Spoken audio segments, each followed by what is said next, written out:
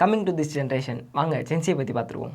ஒரு டிஎம்ல hi, one day talking, later relationship, 1 மந்தில் பிரேக்கப், இப்படி தாங்க நம்ம ஜென்சி வாழ்க்கை ஓடுது. அதாவது இன்ஸ்டன்ட் காஃபி பார்த்துருப்போம், இன்ஸ்டன்ட் நூடுல்ஸ் பார்த்துருப்போம், இப்போலாம் இன்ஸ்டன்ட் காதலாக இருக்குது. காலைல டிஎம்ல ஹாய்னு மெசேஜ் அனுப்புகிறாங்க, ஈவினிங்கில் குட் பைன்னு சொல்லிட்டு மெசேஜ் போட்டு போயிடுறாங்க. இப்போலாம் ஜென்சியில் பார்த்தோம் அப்படின்னா ஜென்சி வேர்ட்ஸ் நிறையா இருக்குது. Green flag, red flag, white flag அப்படின்னு நமக்குலாம் மீனிங் கூட நிறையா தெரியாதுங்க. இதை தாண்டி சிச்சுவேஷன்ஷிப், லவ்ங்கிறத விட சிச்சுவேஷன்ஷிப் தான் இப்போ அதிகம் பேசப்படுது.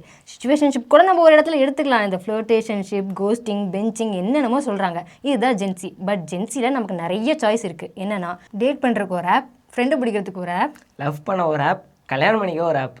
என்னதான் இத்தனை ஆப்ஸ் அண்ட் இத்தனை கனெக்ஷன்ஸ் இருந்தாலும் நம்ம ஜென்சிலாம் லெஸ் சாட்டிஸ்ஃபைட் தாங்க சொல்லணும்.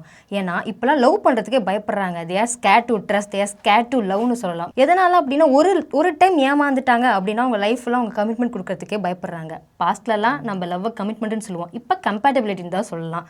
ஸோ முன்ன ஃபார் எவர், இப்போ ஃபார் ஜஸ்ட் நவ் அப்படின்னு தாங்க நம்ம லைஃப் ஓடிட்டுருக்கு.